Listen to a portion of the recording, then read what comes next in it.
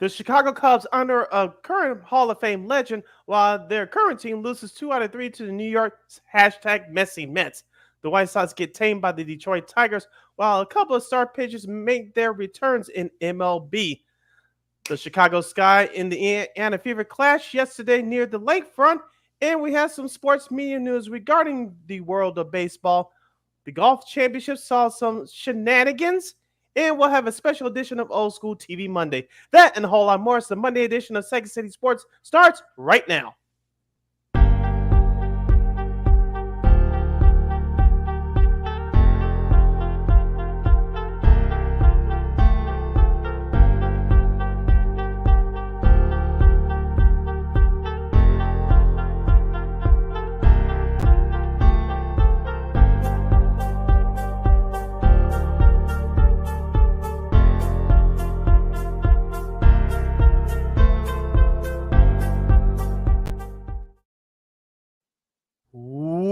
Welcome to this Monday edition of Second City Sports. We're live in living color right here on Sports Soul Chicago, along with Miss Lakina McGee, which is she. I am Sydney Brown. That's me. You can follow yours truly on the Twitter, X, and the IG at SidKid80. Once again, it's SidKid80. That's SIDKID80. That's SIDKID80. You follow my Kenny McGee on the Twitter, X, and Q's going to IG. Make sure you download that Sports Zone Chicago app wherever you get your apps. Follow Sports Zone Chicago on all social media platforms on Facebook, Twitter, X, Instagram, and YouTube. Please subscribe to our podcast. We are located at War Media Podcast. That's WARR Media, PODCASTS. We are on all podcast platforms, including the iHeartRadio app. And while you're at it, please give War Media a follow at WARR Media on all social media platforms. And thank you very much in advance for your support. Like, share, subscribe, and tell your friends. We are unapologetically fun, and we have very definite opinions. If you have any definite opinions in regards to the world of sports, and during our 2-hour extravaganza, we call it Sports Talk Radio Show, you can always hit us up at Sports Zone Chicago's Facebook page or Sports Zone Chicago on YouTube. Type in those questions or comments in the comment section. Lakina will get them up on the screen for you. But you decide to troll and or do something silly, dumb, or stupid, I've given Lakina full powers to give you fools to be and be a boot. Toodles. You can tell Jed Hoyer to hold the phone for a minute. Yeah. But before we begin, we must remind you can catch Sports Zone Chicago live in the 11 color, not now, but right now on Roku TV. That's right. So celebrate the squad and get with the program. Sports Zone Chicago is now available on Roku TV. If you already have Roku television, just tap on that sports folder and download that Sports Zone Chicago app. If you don't have a Roku television, but you have some handheld devices laying around, iPhone, iPad, iTouch, your Chromebook, or your PC, or your Android, just hit up the Google Play Store and download that Roku TV app. And make sure you search for Sports Zone Chicago through that avenue. So no more excuses. Celebrate with the squad and get with the program. Sports Zone Chicago is now available on Roku TV. 24 hours a day, 7 days a week, 365 days a year. Live and on demand. Anytime, anywhere, and you know we will provide. And of course, we will provide you with the latest headlines from the world of sports from Chicago and beyond right here on Sports Zone Chicago. We will talk about the Chicago Cubs coming up as they're in the midst of their 27-game stretch playing against teams below 500. The White Sox, as I mentioned at the top, they get tamed by the Detroit Tigers. We had some shenanigans in the PGA golf tournament yesterday. We'll give Ryne Sandberg his tribute in a special edition of Old School TV Monday. And a lot of somebodies have been playing with the NBA trade machine when it comes to Zach LaVine's possible new home for next season for a current member of the Chicago Bulls. And don't forget the NBA draft is this Wednesday. So we'll give you our preview of who the Bulls should draft with the number 11 pick this coming Wednesday. And of course, all you hockey fans out there, we won't forget about you guys either. It's an important Game 7 tonight of the Stanley Cup final between the Florida Panthers and the Edmonton Oilers. And of course, the Florida Panthers, I should say, that they held the series lead 3 games to none. Of course, the Edmonton Oilers have come back to tie the best of 7 series. It's winner take all tonight for that silver trophy, as we know as the Stanley Cup.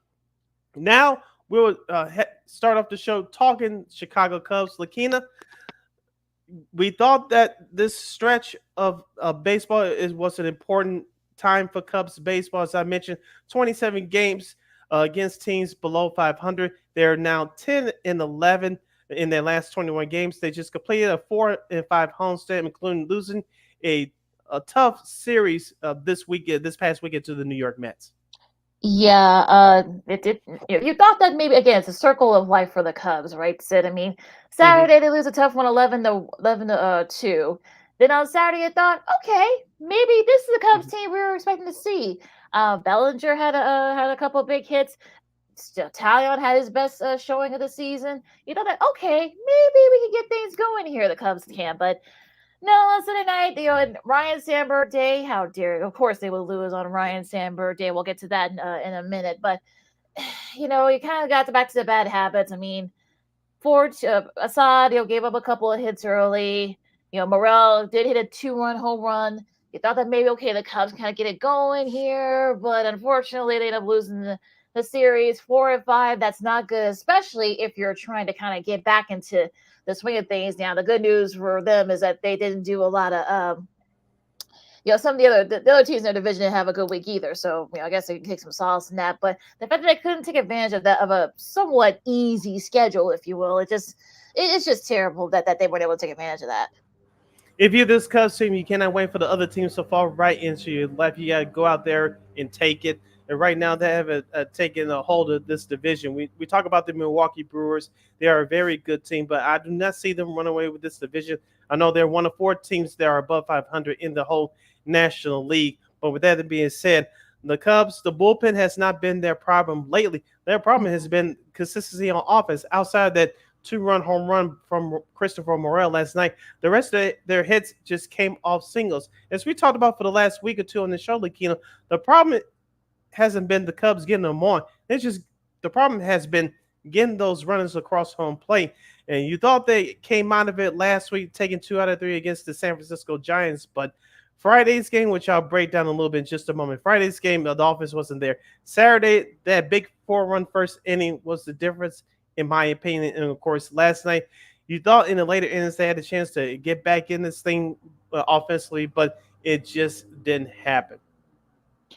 Yeah, and you thought that, maybe that again, you thought that okay, they could get it going here, but again, as you always say, Sid, this team is consistently inconsistent. I think that's really been the problem for this Cubs squad, this whole season, and the fact that they weren't able to, like I said, take advantage of that quote unquote like soft part of the schedule. It just wasn't, it just couldn't do it. 4-5, that's not what you want, and they got a tough going at it coming up back on the roads. So it's going to be interesting to see how they kind of, get it going here starting tomorrow. And, like I said, I know some Cubs fans want to just, we had our new buddy Mark Carmenoff from CHGO Bears say that, okay, he would, tear it all down. But again, that division, that NL Central is not, look, no one's going to run away from that. So you got to go.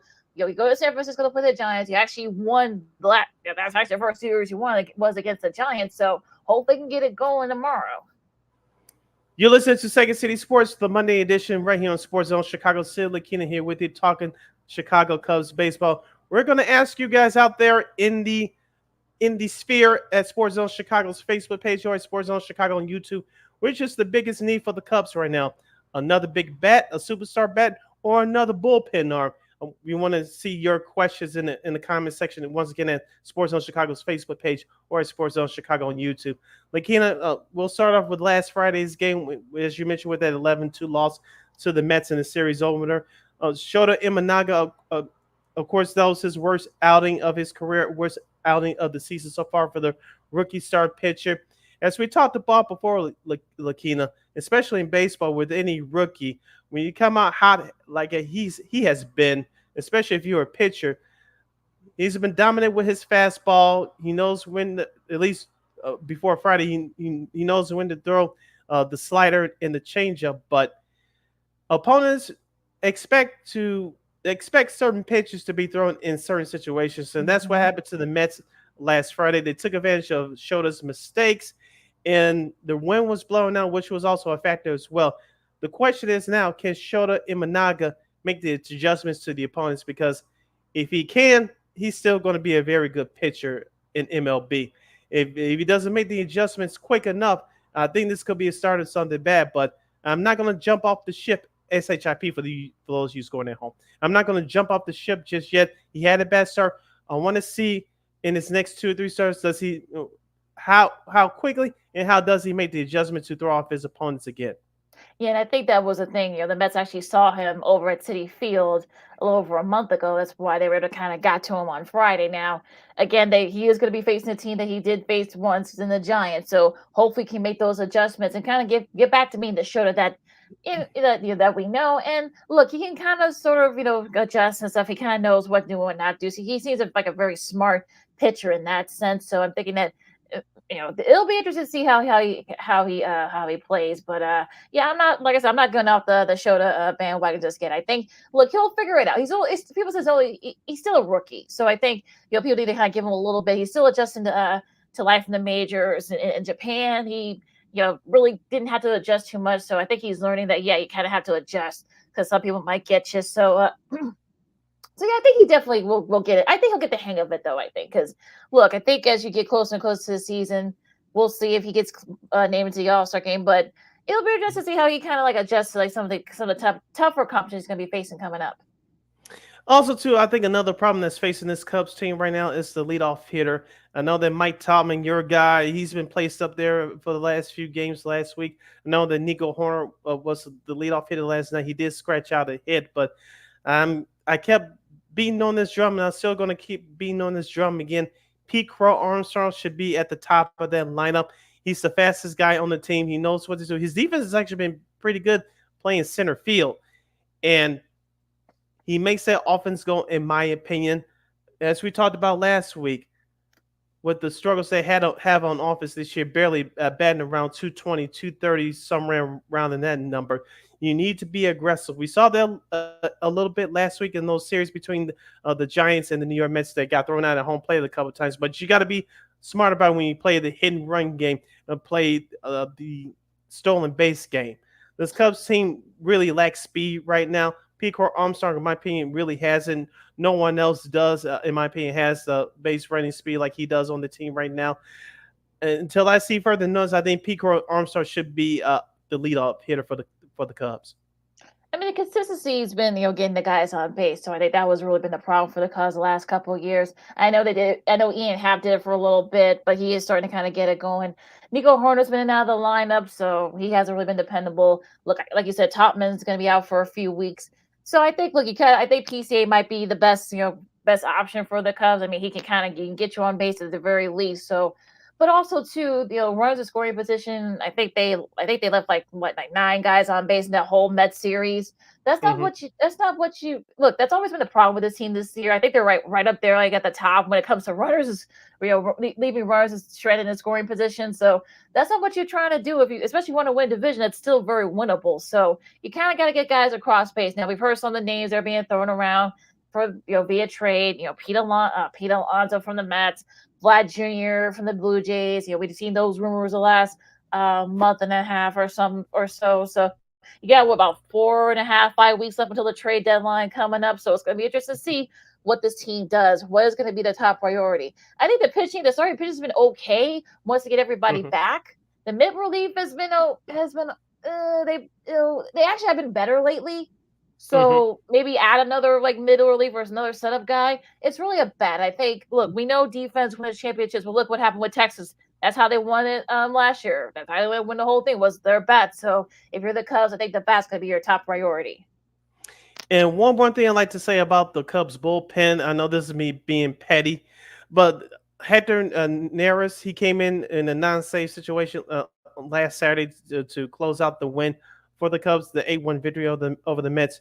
Call me crazily, Keenum, but even in the 8-1 game, you cannot get a 1-2-3 inning from him. He gave up a double. He gave up I think he walked the batter afterwards, but he got the third out. But I cannot see him being the closer after July 31st. I just can't. I know closers are harder to get. I know Oakland has a closer right now that's allegedly going to be on the market between now and July 31st. I don't know if the Cubs will have enough to get that guy, but I just can't see Hector Neris being the closer for the team past July 31st. But If you see a better option, let me know because I think the Cubs are stuck with them, unfortunately, at least for the foreseeable future. To be continued, as they say. So we're going to take a really quick break. The hourglass. Yes. Exactly. Yeah. So of course, the Sox. Well, let's just say it was kind of up and down for the Sox in the Motor City. Are the Yankees? I know some people say, are the Yankees frauds? We'll answer that question coming up next. So Keenan McKay, Cindy Brown, Second City Sports on Sports on Chicago. More Diamond Talk coming up right after this. This year, my mom got me the perfect bag for back to school. These colorful binders help me stay organized. These headphones are just what I need for studying. These new sneakers are just what I need for the new year. This jacket is a real must-have. My parents got me the skateboard I wanted. It's pretty cool. These scissors really come in handy in art class. These colored pencils, too. These new socks, they can be a real lifesaver.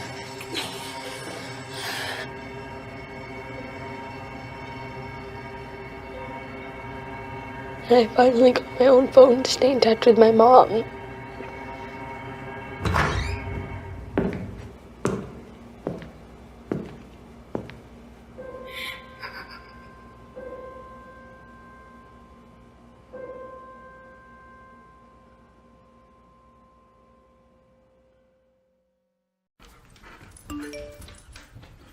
Trisha's having a sleepover tonight. Can I go? I wonder about Lucy's friends. What should I say? I know you're only 10, but one of these days a friend will offer you a drink. And alcohol at your age can lead to so many things. None of them good. So can I go to the sleepover? Lucy, I want you to promise me I something. finished my homework. Bigger promise. If there's any drinking, I want you to say, "No thanks, not my thing." Mom. I promise you. Your real friends won't care. Deal? Sure. Really? I promise, Mom. They really do hear you. Did you pack your toothbrush? For tips on how to start the talk, visit underagedrinking.samhsa.gov. A public service message from the Substance Abuse and Mental Health Services Administration.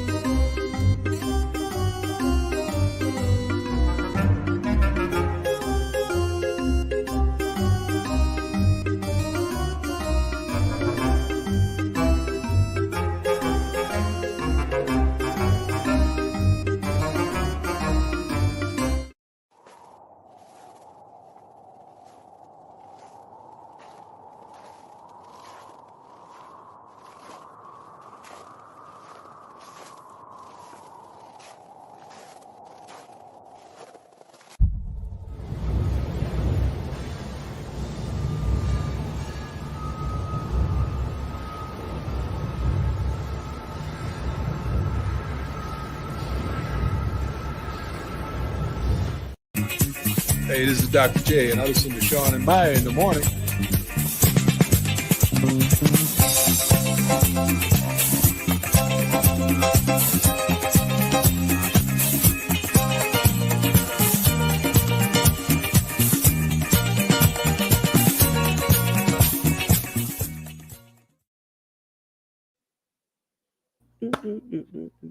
Welcome back to Second City Sports on this glorious and hot and very humid Monday right here on Sports Zone Chicago. I'm Sid. That's Lakina. You can follow yours truly on the Twitter, X, and the IG at SidKid80. Once again, it's SidKid80. That's SIDKID80. That's SIDKID80. You can follow my Keenan McGee on the Twitter, @again the IG. We have less than 85 minutes left for this extravaganza we call a Sports Talk Radio Show. If you have any questions or comments for us, we'll see you, Brandon, in the chat. We'll like to say what's up to you all the way from Houston. We'll get to your Astros in just a moment.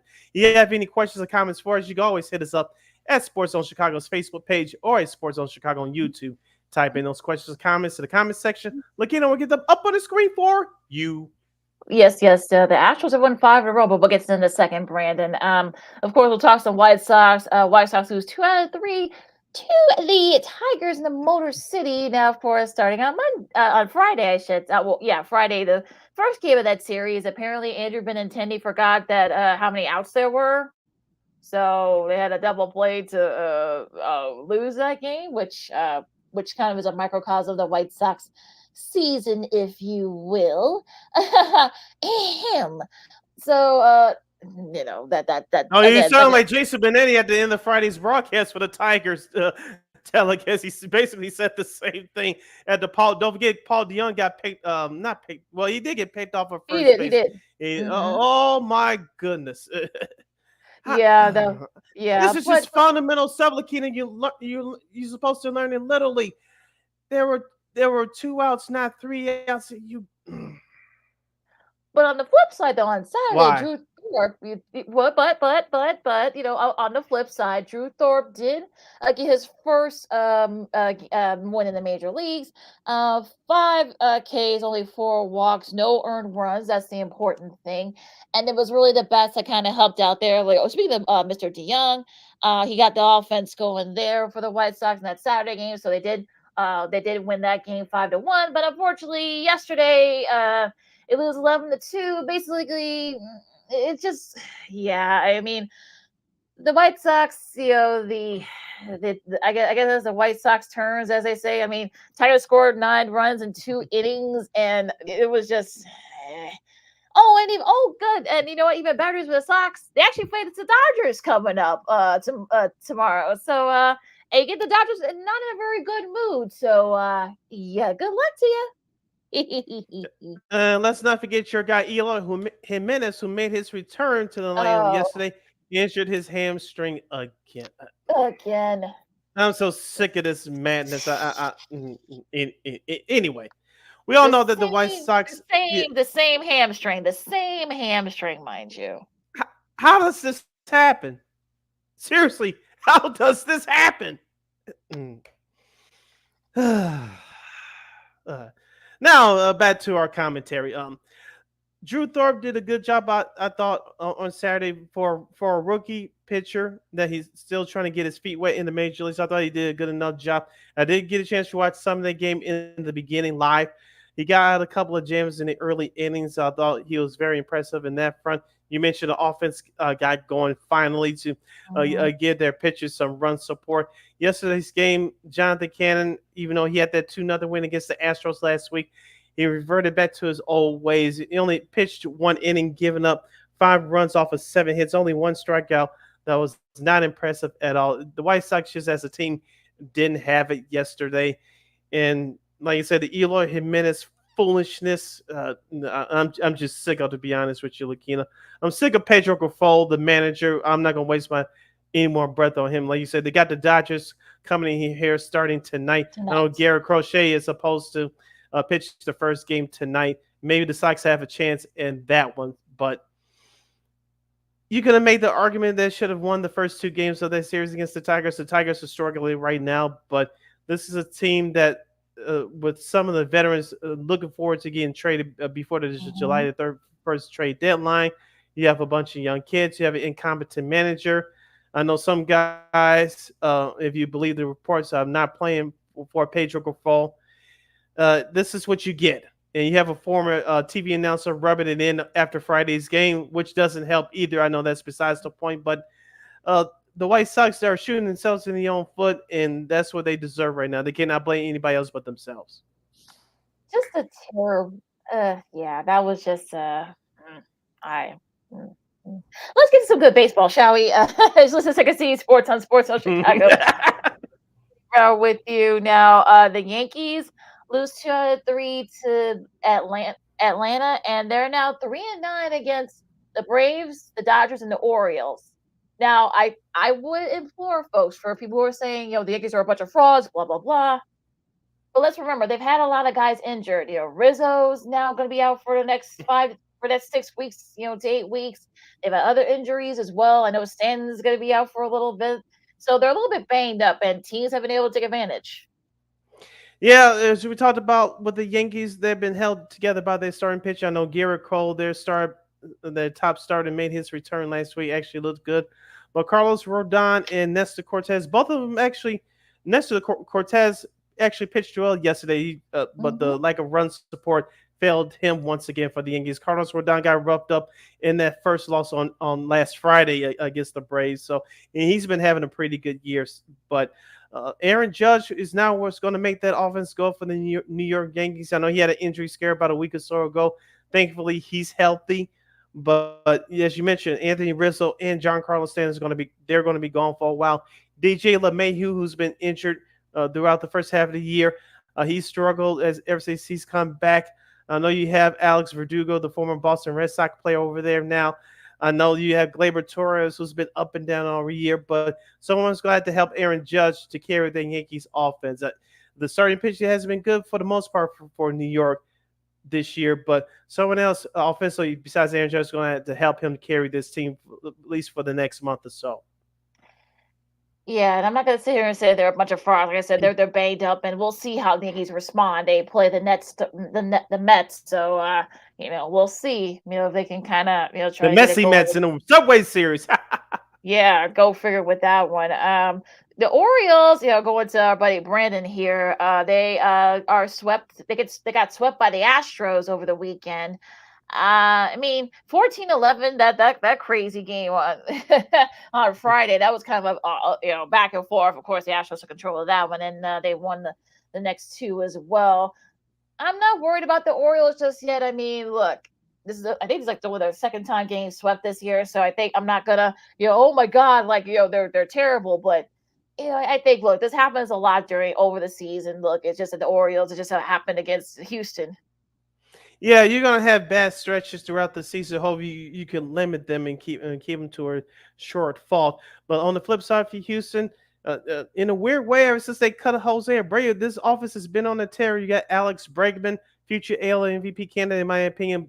Kyle Tucker, and of course Mhm. Jose Altuve's bat is starting to heat up. But one of the few pitchers that actually has been healthy this year, besides Blanco, is Framber Valdez. He pitched a great game yesterday with 7 innings pitched. He only had 7 strikeouts and 2 walks. He gave up 6 hits, only 1 earned run. That was very impressive yesterday. We talked about their pitching staff being injured from the start of the season. We know that Justin Verlander is on the IL dealing with a neck injury. So Framber Valdez, who's been one of those unsung veterans that's been holding down with the Houston Astros starting rotation, he really came up big yesterday to preserve the sweep. Yeah, and Blanco had 7 strong innings too in that Saturday game. So, Mm-hmm. I think people need to kind of just take it down a couple of notches for folks that are going forward, especially Red Sox fans. Now they did win 2 out of 3 against Cincy. Look, the Red Sox are kind of like, to me, they're kind of like the slightly better version of the Cubs. They are consistently inconsistent. You would think that maybe the home runs might be good, but then you know like their pitching kind of lets them down, and vice versa. I know Connor Wong had a really nice series in that Red series. He had a home run yesterday. So yeah, I think the Red Sox. I don't know if they can catch up to the Orioles and the Yankees, but they can definitely make a play for one of those wild card spots. Yeah, Boston currently hosts that third and last wild card spot in the American League. I know I always talk about my guy Rafael Devers, one of the best hitting third basemen in all of baseball. Cutter Crawford is one of those pitchers for the Red Sox that can really turn it on and really turn it off. He's actually been okay so far this year. But just like we talk about with the Cubs, the Red Sox, even though you're in the tough AL East division, you want to see them have that one good streak of Mm-hmm. taking 10 out of 12, 13 out of 17, somewhere along those lines. I think they can really separate themselves, but I don't know if they have really had the talent to do that, especially being in that tough division, but they got to separate themselves somehow. That's gonna be interesting to see how they do it there. Now in the Central, the Guardians have won 5 in a row. They swept the Blue Jays. The Blue Jays are just on free for all, so that's a whole different conversation there. But Stephen Kwan's back. He's already making big dividends. He had a solo home run yesterday for the Guardians, and look, they're starting to kind of get it going. The Guardians, so they're starting to kind of get a hold of the Central. Yeah, Tristan McKenzie, I know he's been struggling here a bit here in 2024, but he had 6 strikeouts through 3 innings yesterday. I know he had 4 walks as well. Hopefully, yeah, he can be consistent as far as their starting pitching is concerned. But the Guardians you mentioned, they're led by Stephen Kwan. He was injured early in the year, but ever since his return, he's batting near 400. Can he keep that up for the whole year? We'll see. But don't forget about Josh Naylor. Sox fans, remember May 9th, 2022. I'll leave it at that. And of course, Jose Ramirez is still my top 3 candidate for AL MVP. He has a big bat in that lineup as well. And don't forget about Andres Jimenez. So Cleveland is really led by the offense right now. As of right now, even though we still have a long way to go, I don't see the Minnesota Twins or anybody else overtaking them in that trash AL Central Division. I Well, don't. The Twins did win 2 out of 3 against the A's. Pablo Lopez had a great start. He actually had a perfect game into the sixth, struck out 14. So again, like you said, I don't know if they'll be able to keep up with the Guardians. We'll see. But yeah, kind of got things going there over there for up there in Minnesota. Now the West is getting a little bit interesting. We already talked about Houston. My Mariners, lost a tough series against the Marlins. They did beat the Marlins. They shut them out on Saturday, but they just they couldn't pull it off to take the series. But look, you're gonna have these little flows throughout the season. They had to play down there in Miami, so I'm not too worried about them just yet. I think they do need another starting pitching. I think their bats are fine. I think you got Julio Rodriguez, Logan Gilbert. He pitched 8 scoreless innings in his second start in a row, so he's been pitching very well lately for the Mariners. So I think if you're the Mariners, you want to try to distance yourselves from the Astros, the hot Astros, and Texas, you kind of have to give extra starting pitching, probably even another bat too. Yeah, I was just getting ready to say the Seattle Mariners need another bat. Is it Pete Alonso? Is it Vlad Guerrero Jr. from Toronto? Is it somebody else that we're not talking about? But I want to give congratulations to Tim Anderson. That game last Friday, he finally got a walk-off hit, and that was the first game of that series against Seattle. I know the Miami Marlins are struggling this year after making the playoffs last year, but like you said, Seattle, they need another bat. Their starting pitcher has been fine over the last month, but if their front office can add another bat between now and July the 31st, I think they'll be okay. Staying in the West, Texas, they did sweep the Royals. They've won 4 in a row. I mean, Texas is sort of interesting to me because Scherzer did get his win his first start of the season. And I kind of think I know they've had some injuries. Guys are coming back. I know DeGrom is supposed to be back as well. So I'm kind of thinking that I don't want to put the Rangers out the pasture just yet, but they need to kind of get it going here if they want to stay in pace with the Mariners. Well, they did what they had to do in sweeping the Royals, and I did watch some of the game live yesterday. Scherzer did look good, and you could tell that even though he's 40 years old now, I know he doesn't look it in the face, but he's been pitching a long time, and you want to ease him back into the swing of things. So he pitched 5 innings yesterday, giving up just 1 hit, striking out 4. He did look good in the limited amount of innings that he was able to pitch yesterday. But like you said, Lakina, it's all about health for that team. We all know they can bring it with the offense with Adolis Garcia, Marcus Semien, and Jonah Helm. It's just all about them just getting a hot streak going to catch the Mariners and perhaps overtake them. We'll see what happens with that. Now going to the NL Legislative Second Sports on Sports on Chicago. Lakina McGee, Sydney Brown with you. Talking some baseball. The Phillies, after a rough week early this week, but they did win 2 out of 3 against the Diamondbacks, so that should definitely help them with their confidence a little bit after losing the opener in that series. Christopher Sanchez, he had 7 scoreless innings to take the series for the Phillies. 4-1 against the D-bats, and it's going to be interesting to see how it looks like we talked about Atlanta. They did win 2 out of 3, which is what they need to kind of keep pace with the Phillies. But it looks like the Phillies have kind of a little bit of a stronghold in that NL East.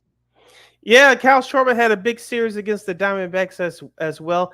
After the Diamondbacks gave them the throat punch last Friday, that Philadelphia responded right away, taking the last 2 games of that series. That's a sign of a good team. When you get punched in the mouth, what is your response? Your response is winning the next day. And the Philadelphia Phillies have done that so far. Let's not forget about their starting pitcher with Zach Wheeler and Aaron Nola as well.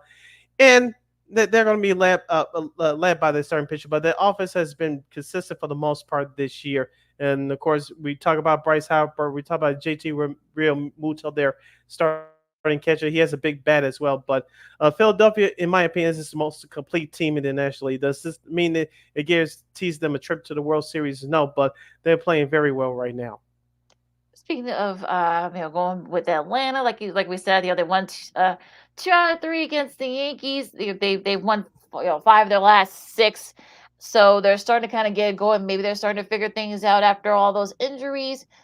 So I'm wondering, like, could the Braves perhaps maybe try to make it a go at it in that division? I know, Kelenic, has been, Jared Kelenic has been very solid for them.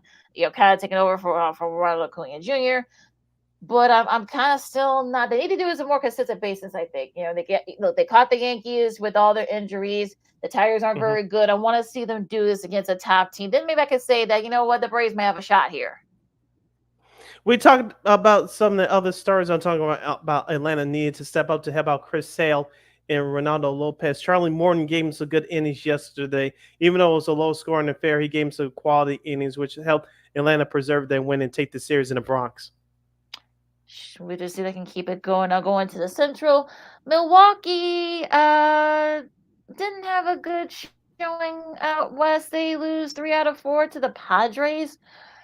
So this is why Cubs fans, look, you could have taken advantage of that. You could be down like 6 or 7 instead of 8. But I digress. I think they're starting to kind of really starting to fall off a little bit from Milwaukee, especially since St. Louis is right there nipping at their heels.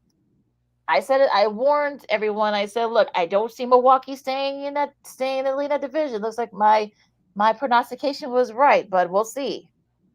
And that bullpen for the Milwaukee Brewers took a big hit during that series against San Diego. As we talked about all year, they have the offense to get by. I'm talking about Milwaukee. They don't have the big names, but they score enough runs to help with their solid starting pitcher in their terrific bullpen. But their bullpen let them down this past weekend. Oh, big time. Some go-ahead home runs on the side here. The Cardinals, Sonny Gray had a really solid outing yesterday. They of course they swept the Giants. To preserve that sweep. And look, I know some people have already kind of had St. Louis winning the division early on in the year, not the Cubs. So they're starting to kind of get it going. I'm still not going to give anybody this division yet because I think, look, it's all going to depend on what happens by the trade deadline, I feel like. I know the Cardinals are dealing with a couple of injuries, too. I believe Nolan Arenado is now hurt again. And Paul Goldschmidt. Both those guys were struggling offensively to start the year. But, Brandon Donovan, their left fielder, he's been swinging a hot stick. And let's see who other starters on that Cardinals staff decides to step up besides Sonny Gray. That's what I'm looking at when it comes to this Cardinals team. Can they really put it together? I'm not sure. They've done it lately, but can they do this for a longer period of time? Consistency's really been the problem for actually most of the teams in that division. So we'll see what happens there. I'll say that division, the Pirates. They won 2 out. They lost 2 out of 3 against Tampa, and I know that was a very strange series, I would say. So it's gonna be interesting to see if the Pirates can kind of. We don't know what we're gonna get with the Pirates, so I'm kind of like not buying the fact that they'll be a factor in this division. I just don't think so. Here's the thing: if you're a Pittsburgh Pirates fan, I know there are a couple of games under 500 now. So I look here, 37-40.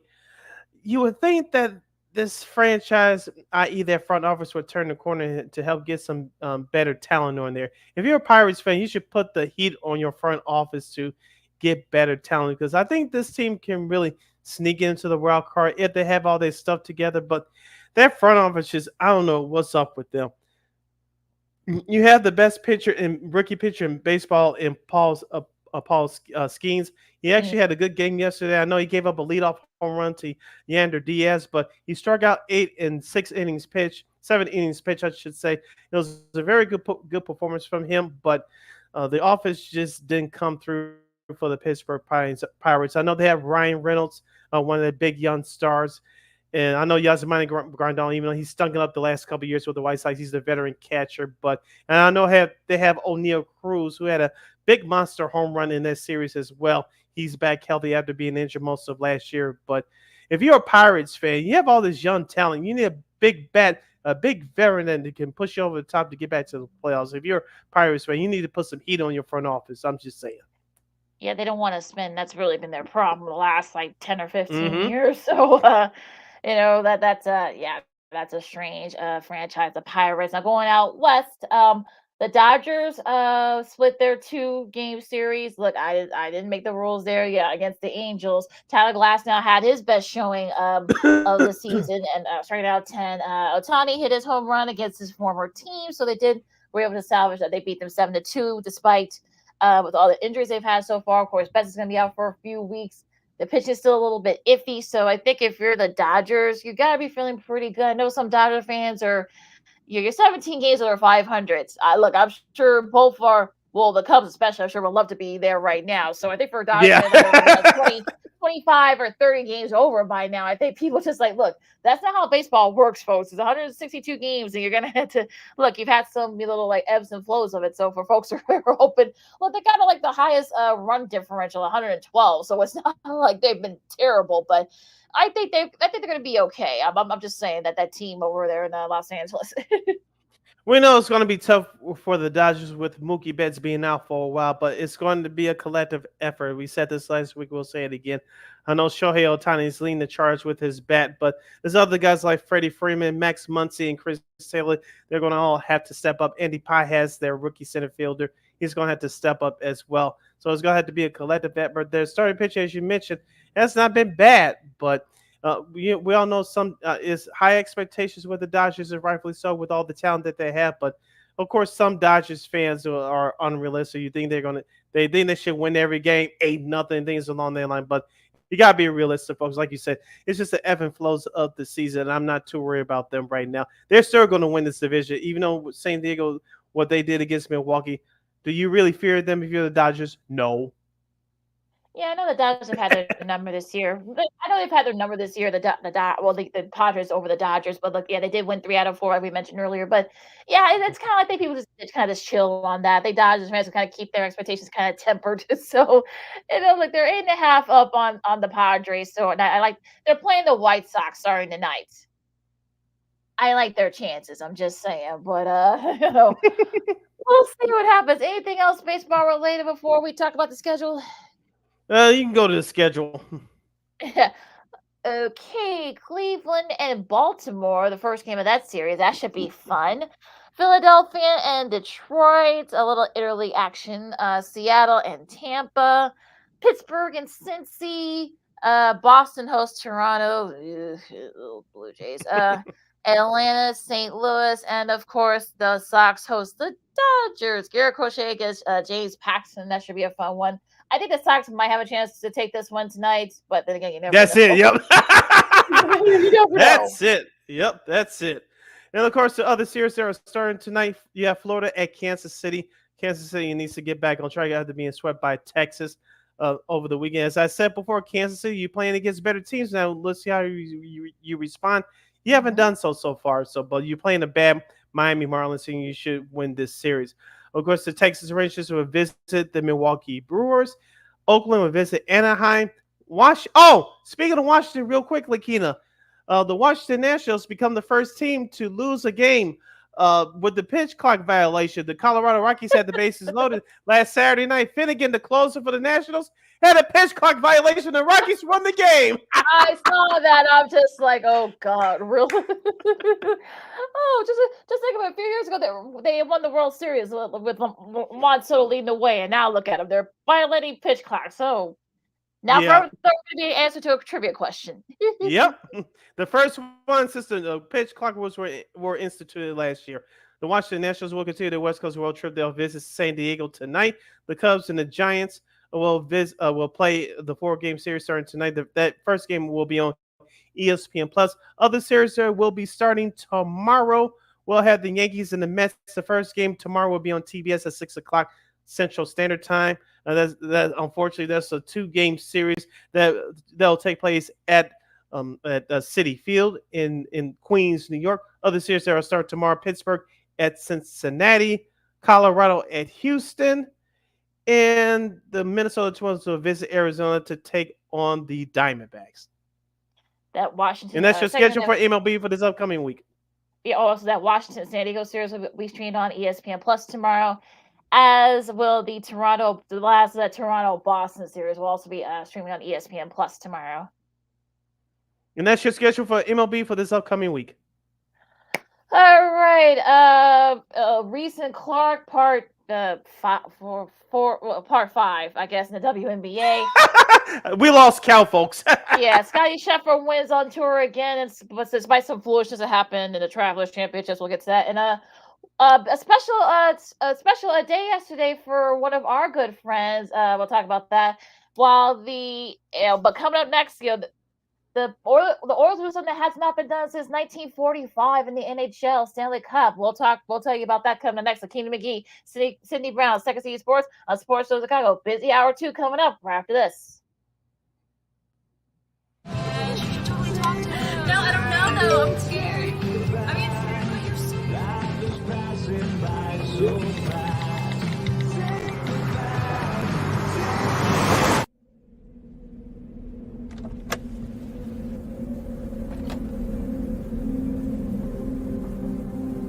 Do you know that you're in my lane? No, not at all. Are you not paying attention? Are you texting? I was just checking in with my mom. I was telling her that I thought we'd be home by 6. It's okay. There's enough time. Just pay attention. I'm not even halfway through my text. There's no way. I'm not even going to look up. My babies are in the car. You have to pay attention. It's just supposed to be a quick text. I'm so sorry.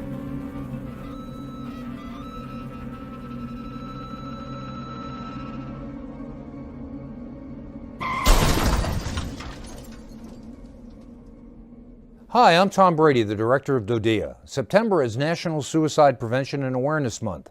The simple act of reaching out and caring for those in our communities is something we all can do.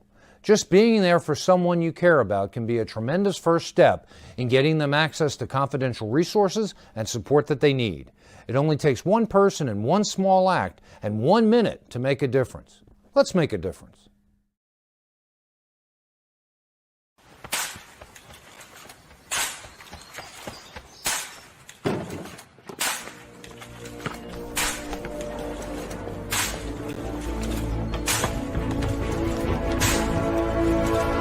Move it!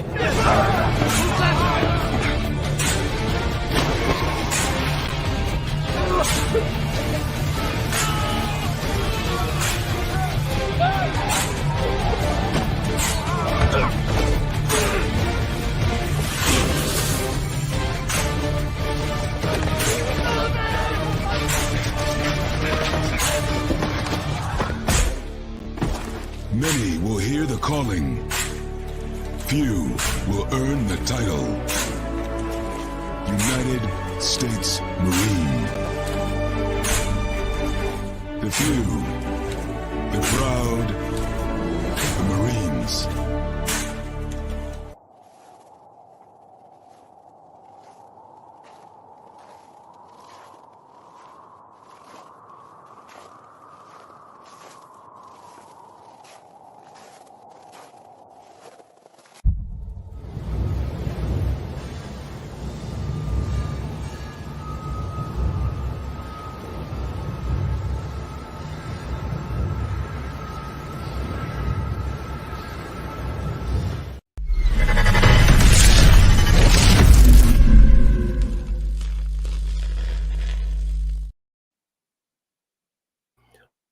Welcome back to hour number 2 of Second City Sports, the Monday edition. We're live in living color right here on Sports Zone Chicago.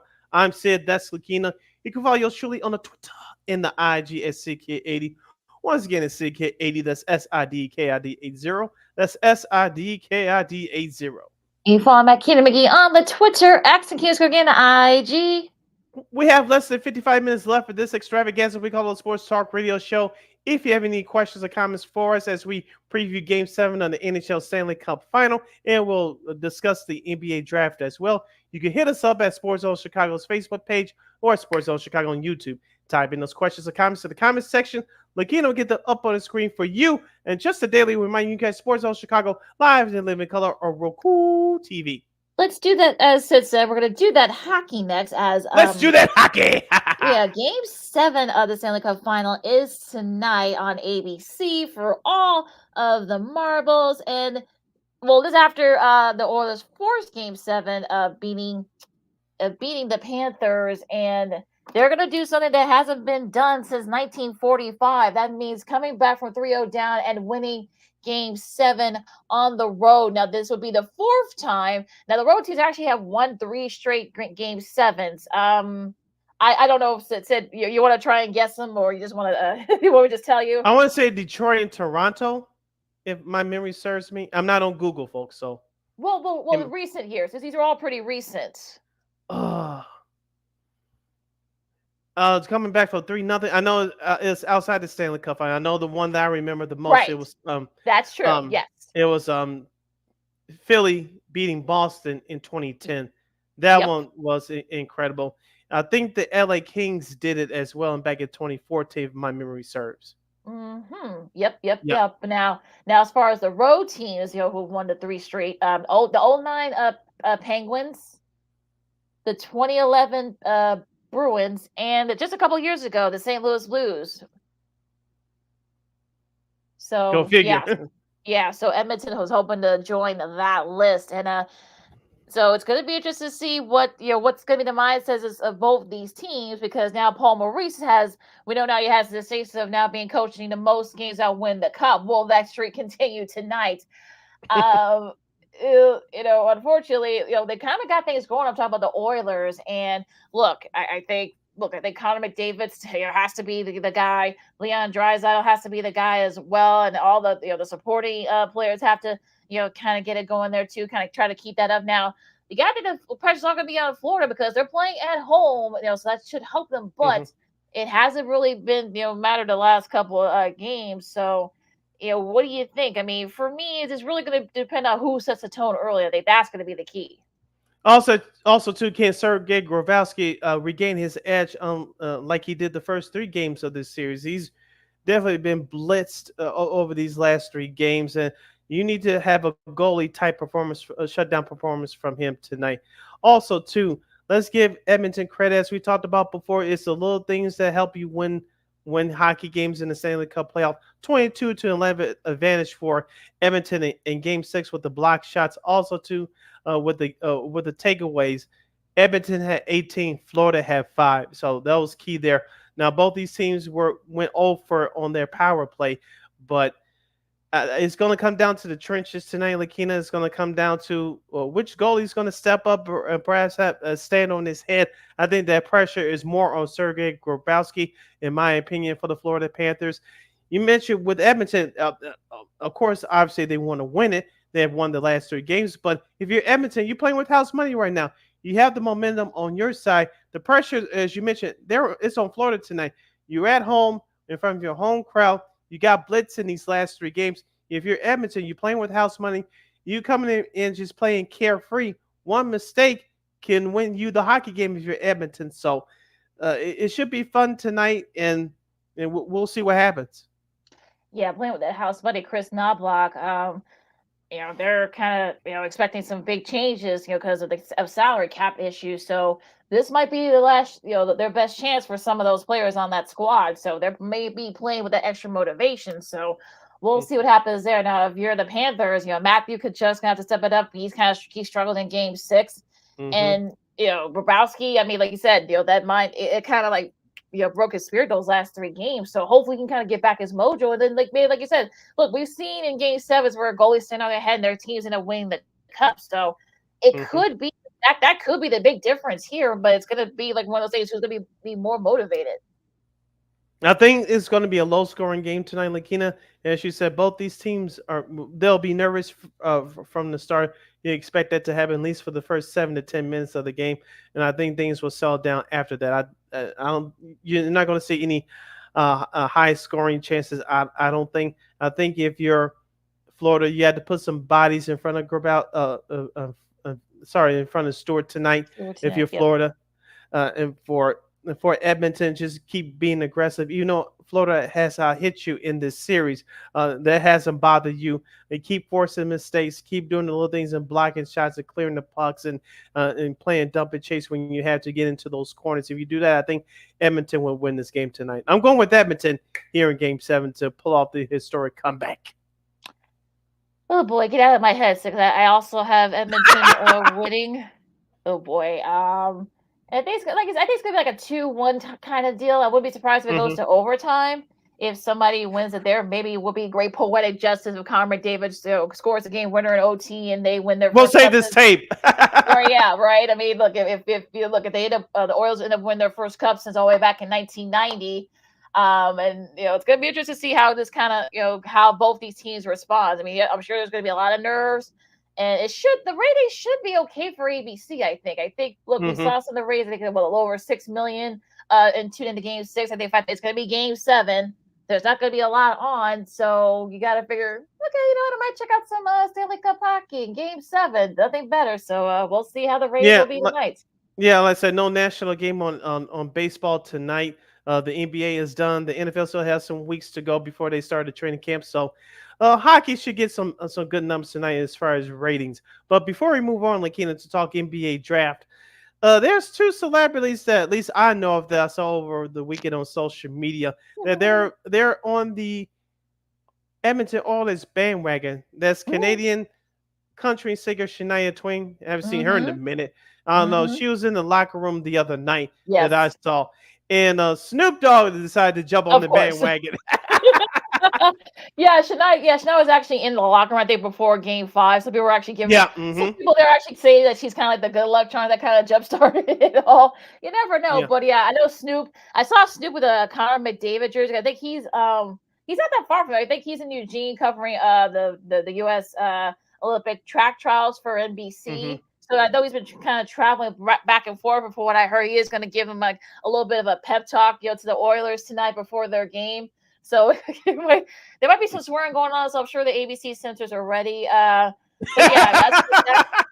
mean, I think Shania grew up not too far from there. I think so. I can kind of get that. But yeah, Snoop. We all look. Sporting events are better with Snoop in the mix. With Snoop involved. So Hopefully, the NFL can figure that out and make an alternate broadcast featuring him this fall. No, I'm just saying. Like I said, put him in the booth with TB with Tom Brady. That would be pure gold. I don't know what Fox would do that, but I love that idea. Just a thought. They got some months to figure that out. Here's the second season Sports on Sports. We've got Lakina McGee, Steve Brown with you. Switching gears here, talk some hoops. Talking some NBA draft is coming up later this week on Thursday. Alex Sarr from France, 7-footer, 19 years old. He's expected to go number 1. So we were already saying that he's kind of like both Tony Parker and Victor Wembanyama all in one. He can shoot the three, but he can also be a big force up front. So are you looking forward to the draft tonight, Sid? I mean, later this week, I should say. Yeah, Thursday we'll have the second round. Wednesday will be the first round on ABC and ESPN. As we said about a month ago, Lakina, I know this isn't the draft of the number 1 pick like we had a year ago with Victor Wembanyama. This is a draft where you're going to see scouts really earn their keep. And I know you have Coughlin, the big guy from UConn. He's one of a interesting big man prospect. Of course, you have Zach Edey from Purdue, who was a reigning college player of the year the last couple years. This is where I think depth is going to be a factor for most of these teams. And related to the Chicago Bulls, Lakina, I know we talked about Don Connect out of Tennessee. I wouldn't mind him. I know some folks have Zach Edey on their board. We'll get to Sam Vecini. He covers the NBA draft for the Athletic. We'll tell you who he has the Bulls selecting in just a moment. But also you have some foreigners that are in this draft as well. So scouting has been is going to be the main factor in this one because you don't have the number 1 guy. We'll see what teams are made of in this draft who they select to be on their rosters coming for the fall. remember the Spurs have two top 10 picks, so they'll be able to kind of build around. And that would be interesting to see how Coach Pop coaches that group. I mean, that's going to be a Yeah. been there, done that. Yeah, I mean the Thunder, they're in the top 12 as well. Portland, I know Edie's been. I think Edie's been picked to. I think I've seen some mock drafts him going like to the Grizzlies at 9. So that's going to be interesting to see here. Various names that are being thrown around as well. So that's going to be interesting, like who falls and such. I mean, look, I think it's really going to depend on like how it kind of falls. Once if Alex Hart does go 1 to Atlanta. I mean, that's going to be interesting to see. Like, will that be enough for Trae Young to want to stay there? I doubt it, but that's a whole different conversation. So, yeah, Reed Shepard's name's been floated around as well as perhaps maybe a top 5 pick. So from Kentucky. So we'll see what happens with that. Yeah, it should be interesting draft coming up starting Wednesday. And also, too, Terrence Shannon Jr.'s name's been floated around in there as well. So we'll see where he goes. But according to well, I'll get to Sam Vicini's a pick for the Bulls in just a moment. But if you're Chicago, look, I want to get answers from our listeners and viewers out there at Sports Zone Chicago's Facebook page or at Sports Zone Chicago on YouTube. With the trade of Alex Caruso last week in exchange for Josh Giddey, do you think that it's a possibility that Arturas Karnisovas and GM Mark Eversley will trade that number 11 pick? Do you think it's possible? Technically, I think it's possible, but I think it's highly unlikely they trade that pick because, as we said before, this Bulls team needs shooting. They need shooting badly, and they need depth as well. Yeah, I think it's gonna be interesting to see what I think they're gonna wait and see what happens in the top 5 because that's really gonna be kind of like the key. I feel like, and that's gonna be kind of like the most interesting part. Like, are they gonna be able to get into? Are they trying to get into the top 5? That's really gonna be the thing here. Do you give Zach LaVine and that number 11 pick? To give it to somebody? I don't know, but you never know. So.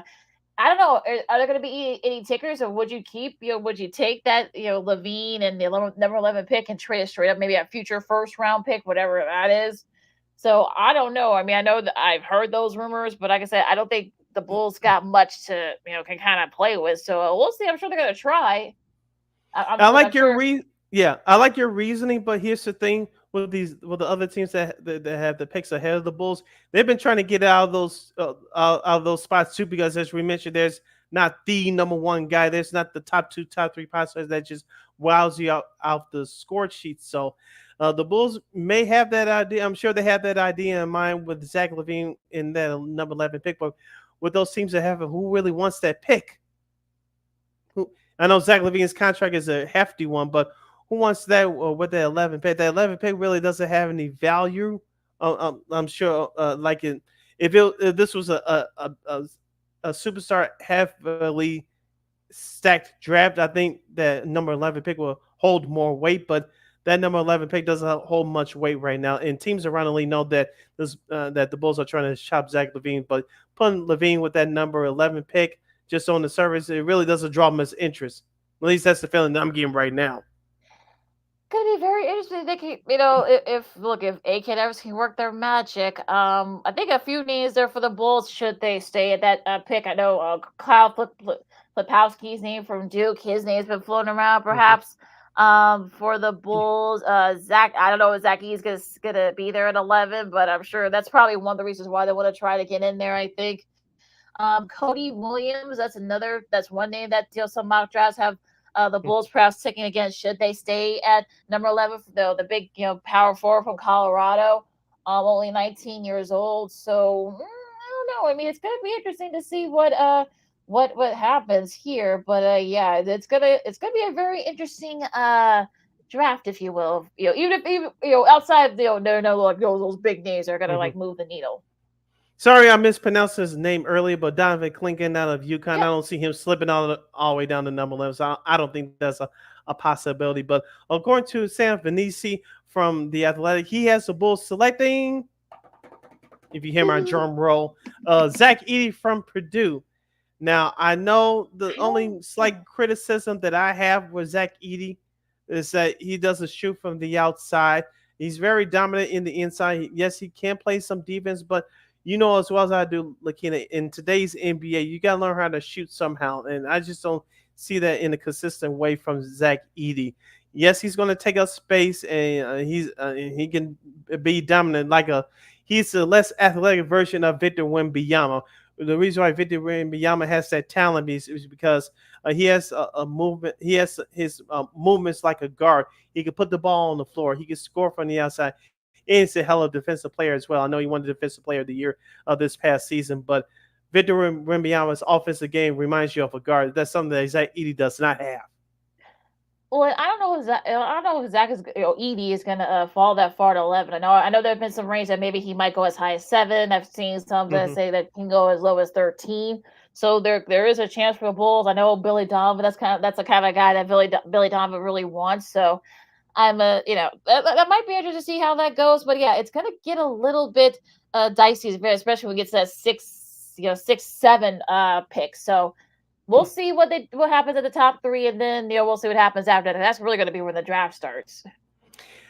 Here's another name that I think Bulls fans should keep their eye out for. I know that Philadelphia, according to some of my drafts, including Sam Vinicius from the Athletic, he has Philadelphia at 16 selecting Jared McCann, the 6'2" guard out of Duke. I think the Bulls should at least take a look at him.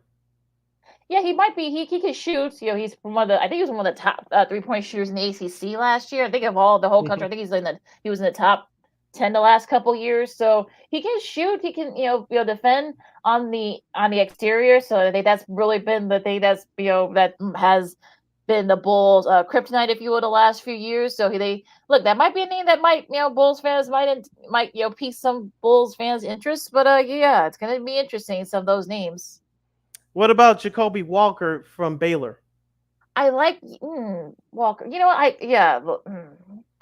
kind of like his. He has a really good upside. Like he had a great coach and Scott Drew coach him, so he's a good guy as well. So I think that name will probably be another name that could be entice the Bulls. He's he's kind of like that. That kind of like that little that little not little. He's not a little guy, but he's kind of like that guy that can kind of.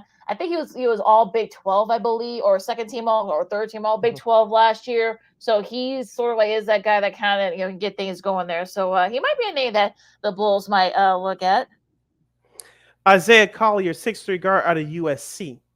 I like his upside. He struggled a little bit last year. He was one of the reasons why once all the injuries and all the weirdness that happened over there at SC, he kind of kept things afloat for as long as he could, just wasn't enough. So I can kind of see him doing that. Like I said, he's about 6'8", I think. He can kind of, he can shoot. He can he's a great passer as well. So that's another name that some Bulls fans might like.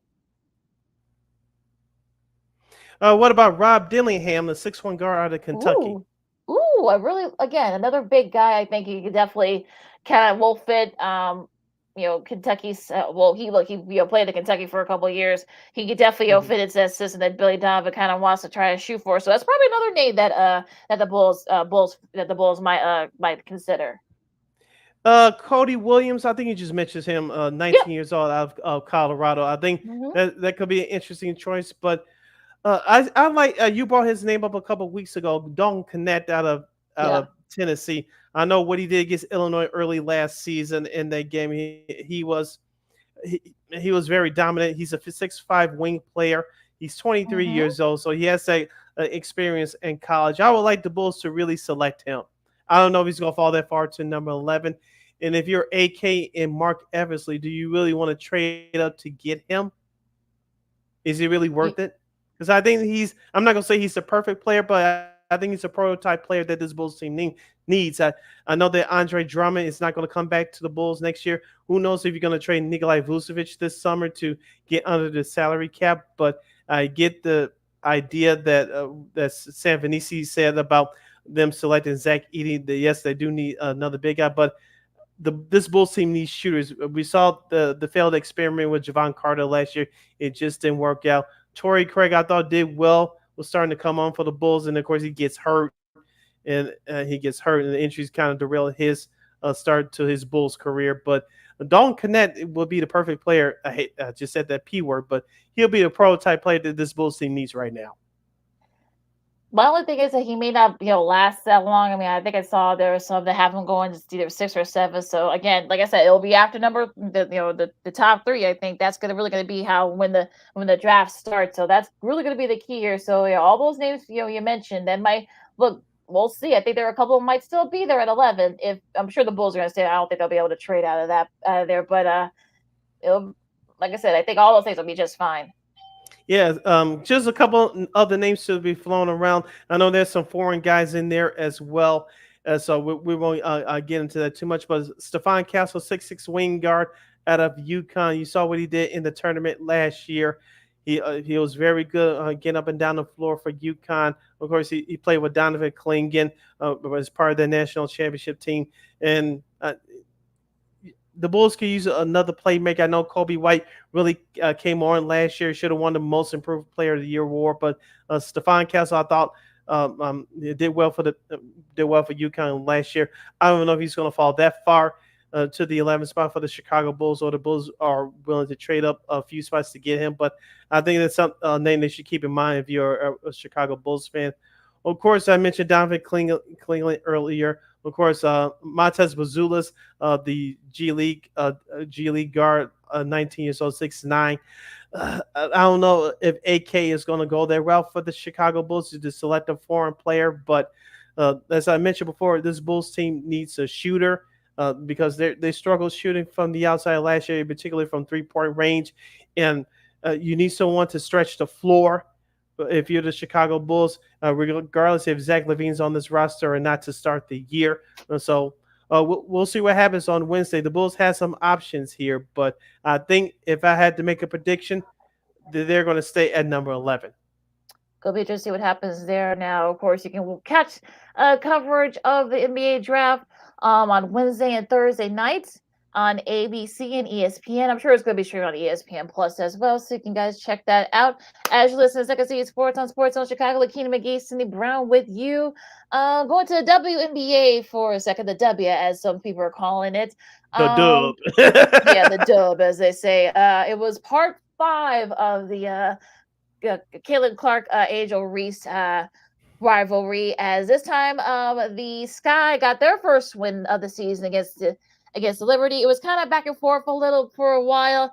I'll admit I did not watch a minute of this game, so I actually watched some of it. It was great to see the crowds there. It was a pretty good, solid, great crowd over there at Wintrust. You saw folks like Chance the Rapper, Jason Sudeikis, among others. It was nice to see there. So, yeah, Charles Swoops got a standing ovation too. Yeah, I saw that from there. And Angel Reese got her 8th straight double-double, the first rookie to do that. And of course, like I said, the Sky won this time. So so Sid, how was the game yesterday? It was a Pat. Unfortunately, I wasn't able to attend that game. I watched it from my living room, but you could tell from watching it, it was a high energy crowd. I know there was the most expensive game in terms of ticket prices ever for the WNBA, the most expensive since 2015. But for the actual game, the Sky fell behind early. Caitlin Clark got all the hype. She did okay, but Angel Reese, as you mentioned, with another double-double. Camila Cardoso, I thought, had a good game as well. And overall, for this guy that shot the ball well, overall at 50%, I know they still struggle from 3 at 23%.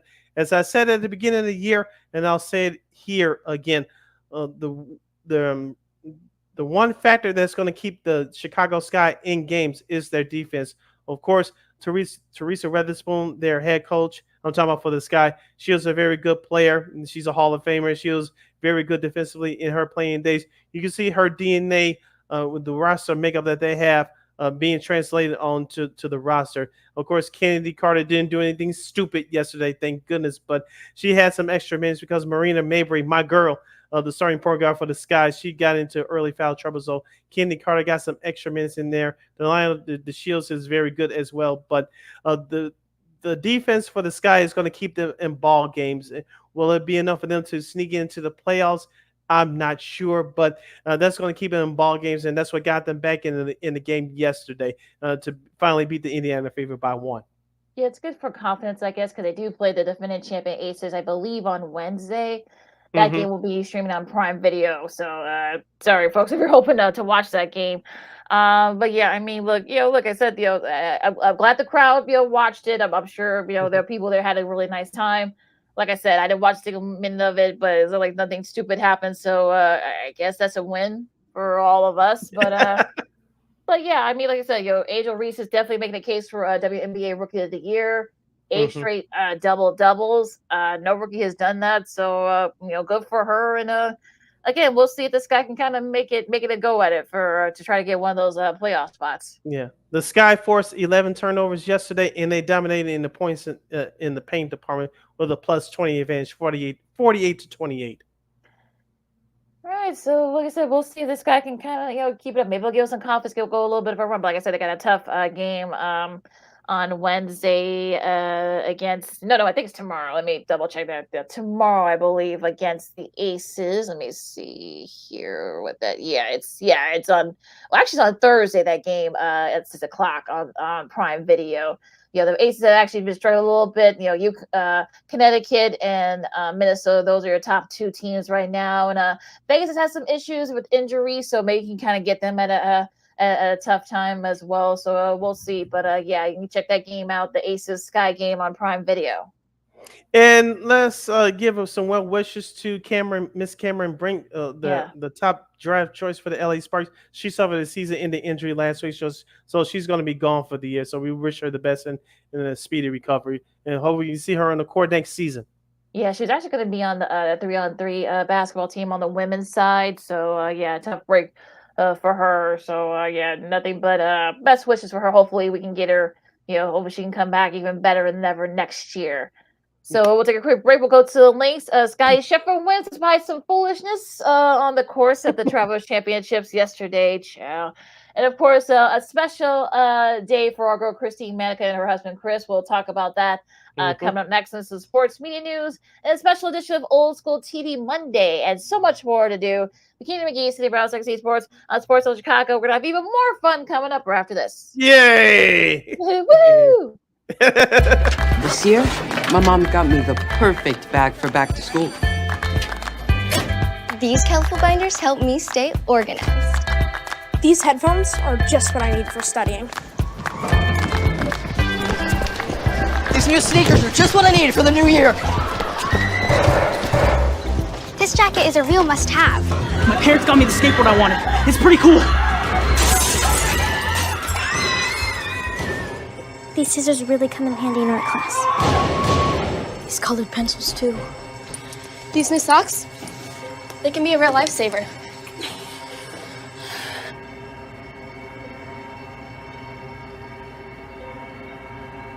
I finally got my own phone to stay in touch with my mom.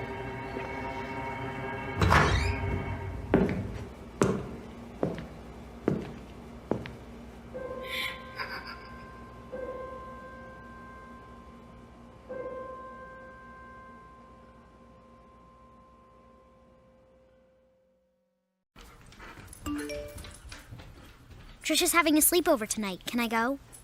I wonder about Lucy's friends. What should I say? I know you're only 10, but one of these days a friend will offer you a drink. And alcohol at your age can lead to so many things. None of them good. So can I go to the sleepover? Lucy, I want you to promise me I something. finished my homework. Bigger promise. If there's any drinking, I want you to say, "No thanks, not my thing." Mom. I promise you, your real friends won't care. Deal? Sure. Really? I promise, Mom. They really do hear you. Did you pack your toothbrush? For tips on how to start the talk, visit underagedrinking.samhsa.gov, a public service message from the Substance Abuse and Mental Health Services Administration.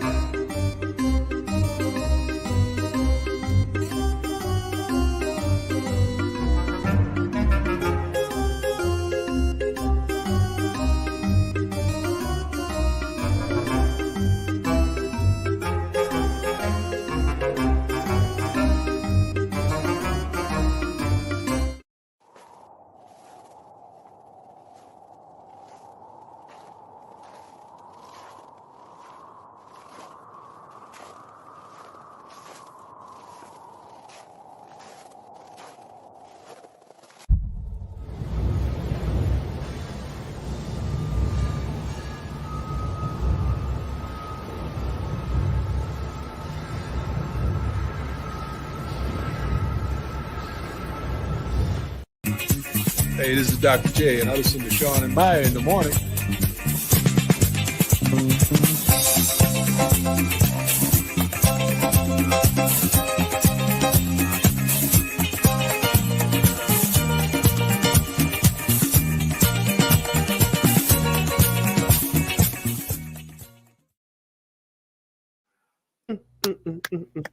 Welcome back to Second City Sports Zone's Monday edition. We're live in the living color right here on Sports Zone Chicago.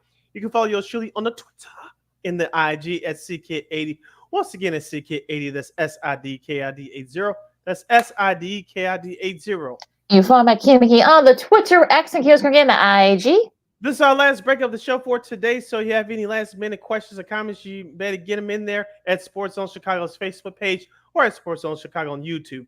Type in those questions or comments to the comment section of the keynote and get them up on the screen for you.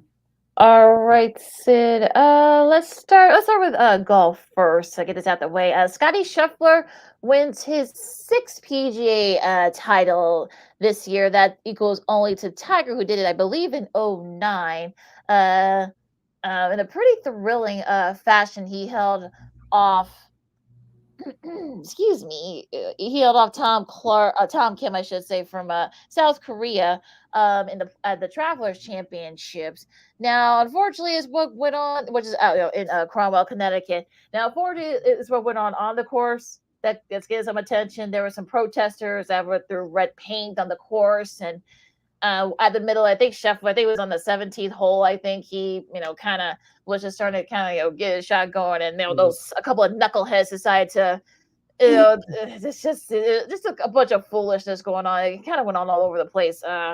Look, I'm all for protesting, but don't look stupid doing it. And your causes, you're kind of losing in the cause by doing stupid stuff. But again, I digress. But he was able to kind of shake it off. Talk about Scheffler. Suck his par putt, but Kim actually sunk a birdie putt to force a playoff because they were kind of back and forth. They come in, 3rd hole at 16. He sinks that to win it. His 6th tour title this year. Like I said, most tied for most with Tiger, who did it back in 2009. So a really good showing. Scheffler's gone through kind of like a lot of weirdness in the last month. So but he's been able to kind of bounce back and just his second title since becoming a dad. Yeah, congratulations to him. I know he had a great interview with Amanda Bentley on this. Was from CBS afterwards. But I'm with you looking as far as the protests, because I'm all for protests. But if you had to interrupt an event like that, thankfully no one got seriously injured, no one got hurt. But to do something foolish like that, it just didn't make any sense. Shout out to the security at that event. They really did a great job. Like you said, those golfers really could have got hurt.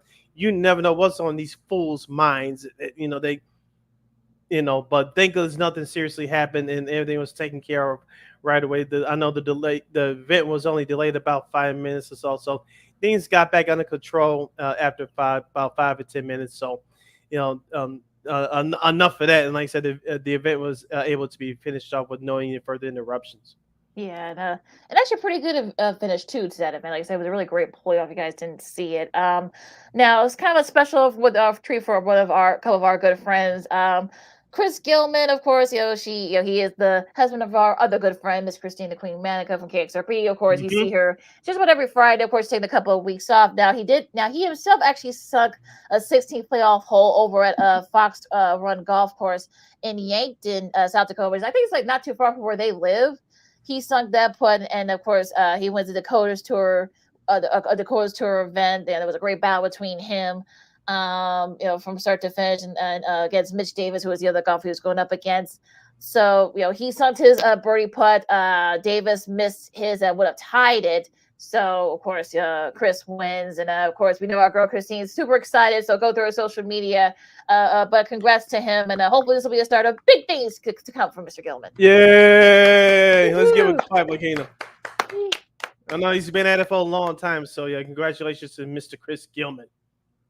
Yes, congrats. The U.S. Olympic trials are in full swing, of course. On the track side, defending world champs Kerry Richardson and Noah Lyles both won their 100-meter events. Now they submitted their spot on the team. Lyles actually has another event coming up later this week in the 200, which he's actually even better at. And of course, Miss Richardson, of course, she had the nails and the hair and such. Now, for people who are saying, "Oh, well, Caitlin Clark's not going to be it," well, you know what? There's two athletes that NBC's been hyping, and now they've made the team. So for folks that are saying, "Oh, you're not going to watch it," well, you know what? You're going to miss out on some good events coming up. So I want to congrats to those. And you're lying. Exactly. Well, that too. So also Ryan Krause, who going for his third straight Olympic gold medal in shot put. He made the team as well, despite some of the he's had some injury issues this year, but he able to kind of come back and won his event. So congrats to him as well. Another guy that's going to be going for the record here for on NBC coming up. So we got some other events coming up. I know the gymnastics starts later this week as well. Yeah, I'm waiting for that one. Yeah, I'm gonna check that one out. Yeah. So you're gonna see Simone Biles and the rest of that group as well. Fred Warner as well. So right in the thick of it for the trials, Sid. Yeah, like I said, this is an exciting time of the year. I know we're less than a month away now. I believe I think the opening ceremony is Friday, July 26th, if I'm not mistaken. Yep. So good. Memory's still good. So we're a little bit over a month away from that. Like I say, starting to see some of these athletes taking their place and getting ready. So the Olympics are usually fun. Of course, we'll talk about it right here on Second City Sports whenever we are on, because I know we're in the midst of during that time. Of course, baseball is at a training deadline. Of course, NFL training camps will be starting at that time. So we'll have you covered as far as the Olympics are concerned as well, because we know that you're watching along with us as well. Because I think some of those finals will be going on as we're going. So if you don't want us to play spoiler, you want to wait till the prime time it's coming up on NBC later that night. Look, we'll warn you, but but yeah, it should be fun. You can catch all Olympic trials. The track, is all this week. I think it's at 7:00 on NBC, and I think the gymnastics started on Friday over the weekend. So check out the series on NBC and Peacock. Yes, and Peacock as well. Yes, you're listening to Second City Sports on Sports Zone Chicago. Sid Lakina here with you. Let's dig into some sports media news. We talked about this before we went on live today. Lakina, of course, former MLB Network play-by-play man and host Scotty Braun, along with former MLB player and 2005 World Series champion for the Chicago White Sox, AJ Brzezinski, started the baseball podcast last year called Foul Territory. Now it's reached its growth over the last couple of years, not only on the podcast form, but they've been broadcasted live on Watch Stadiums, YouTube channel, and others various visual platforms. Now they signed a deal, at least for the foreseeable future, at least for the rest of this season. They're going to be on the Bally Sports Network. Of course, Bally Sports have been going through their troubles financially with the baseball in the NBA, but at least for the rest of the year, if you have your regional sports network has Bally Sports, I know they're still airing 12 Major League Baseball teams. So in those markets where you have Bally Sports, you're gonna watch a Foul Territory weekdays from noon to 2 p.m. Central Standard Time. So a great move by them. Yeah, and I'm sure once that new network for Chicago sports starts, maybe they'll be on that network. So we'll see what happens there. Look, I've listened to the podcast. It's a great podcast. They're funny. They're insightful. They share their stories from. I know AJ shares a lot of his stories when he was in the league and such. So I'm looking forward to seeing more and more people in the audience will get a chance to actually watch it, which is even better. Yeah, like you said, they have other former MLB players as well, as far as Eric Katz, of course, Adam Jones, Todd Frazier, one time Chicago White Sox player. And in their podcast, I know they discontinued it for this time period. But if you subscribe to that podcast, they had the Legends Territory podcast where they interview recent retired players. The Ozzie Guillen one was very good for you White Sox fans. The Carlos Zambrano episode was pretty good. They interviewed Mark McGwire last year for that. It was very good. So check that out whenever you can. Of course, they also features Kim Rosenthal from The Athletic and Fox Sports. And they have some current individual podcasts featuring individual teams like the Milwaukee Brewers, the Atlanta Braves, and the one from Chicago. We got to get these guys on. It's called Northside Territory, featuring both athletic writers that cover the Cubs, Patrick Mooney and Sahada Sharma. We got to get them both on. Those episodes have been good so far as well. Yeah, I know. I know Patrick Bowie was the Cubs writer for NBC Sports Chicago for years, and Mm-hmm. we know Shara, so he's been really good as well. So yeah, we got to try to get one or both those guys on. Mm-hmm. So I'm sure they're gonna have some insights over what the Cubs should do. Going into the trade deadline now. For other sports media news, it looks like we talked about this whole thing with Warner Bros. Discovering the NBA. And all that. Now apparently there are rumors that they may match one of those deals. You thought that maybe there was gonna be some stuff that would come out by after the finals. The finals went over for like 3 days, and we still haven't heard anything. So it makes you wonder that there's going to be a lot of like stuff going on here. I guess they're trying to match the Amazon contract. So I don't know. As the NBA broadcast TV deal turns, let's say its episode coming. If you're Warner Bros. Discovery, good luck. I know they're trying to hang on to save face, but I don't know if that's gonna this 11th hour attempt is gonna save them. That's just me. It's going to be interesting to see what to be continued, as they say here in these parks now. Let's see here, because I know. Well, do you agree with Mr. Mike Ruff from NHL Network? Do you agree with him when he says that this is the most anticipated Stanley Cup final game that he can remember? Do you agree with him on that? Yes and no. I'll go with the yes part of it is because the Florida Panthers, as we mentioned in our last segment, had a 3-0 series lead. Now that's vanished. I know many people want to root for Edmonton to complete history for that team, but no, because we had other interesting Stanley Cup final series.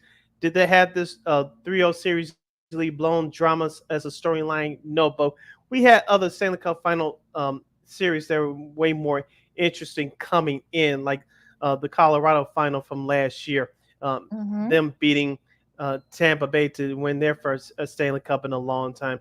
Of course, a couple of years ago, we before the pandemic, we had the St. Louis Blues winning their first ever Stanley Cup final, being an established original 16 in the Boston Bruins.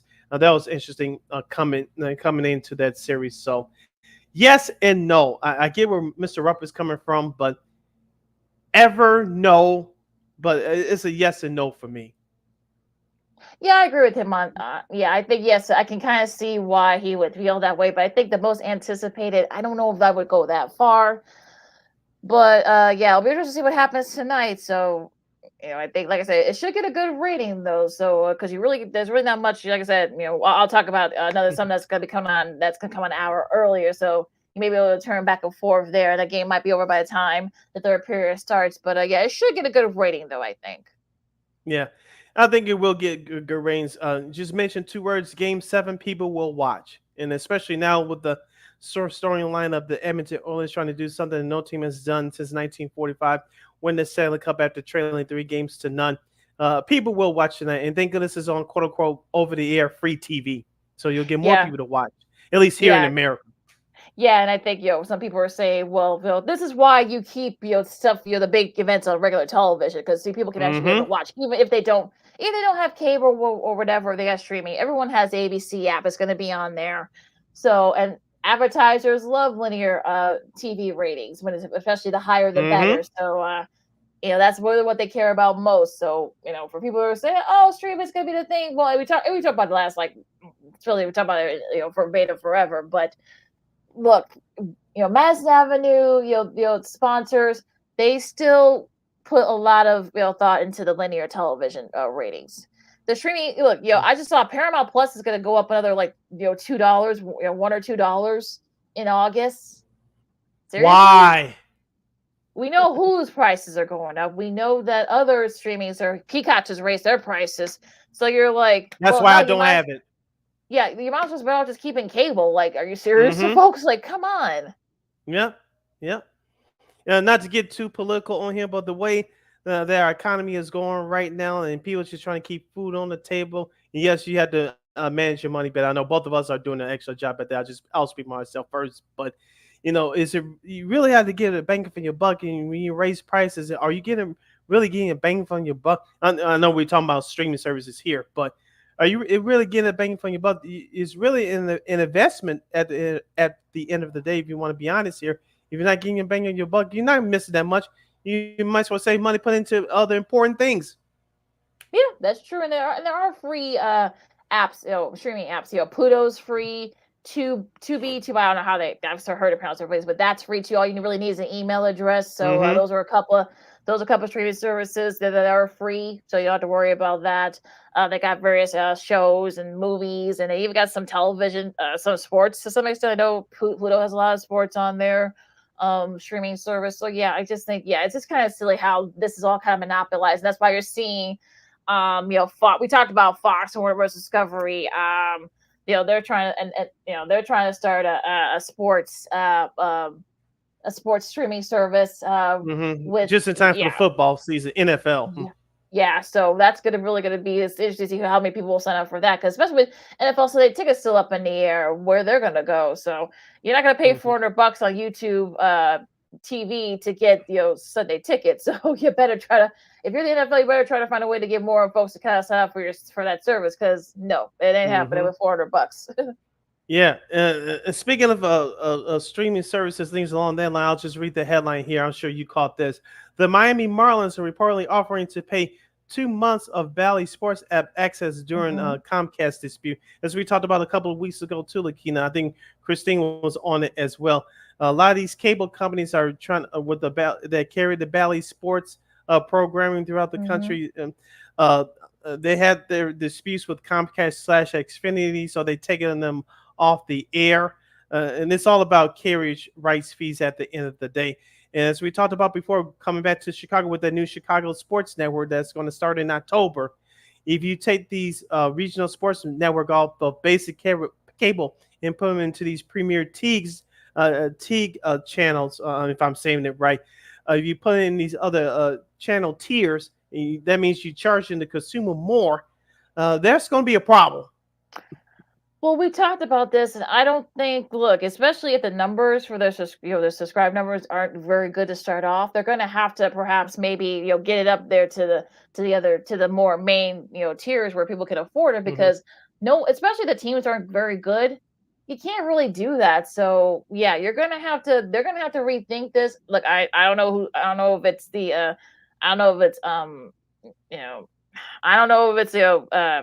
Reinsdorf or the Words family. I don't know if who's spearheading this or thinking that that's a good idea let's put it on the sports channels, to get people to play. No, that's not going to happen, especially if you're trying to get more and more folks to tune in to watch your games. Especially if you got Bears content, people are not going to want to pay extra for that. So they better rethink this, because it's not going to go over well. Yeah, and as we said before, if you're going to put it on broadcast cable, which is fine, but if you're going to take it off of basic cable and put it on a tier, people had to pay extra. I don't think too many people are going to fall for that. But like you said, that remains to be seen. So we still have a couple of months before anything comes official with this new Chicago Sports Network and how they're going to carry these games. We all know the Bulls, as of right now, they're going to be competitive next year. I'm using air quotes here. We know the Sox are going to be bad next year. I don't know if they're going to be as bad next year as they are this year, but that remains to be seen.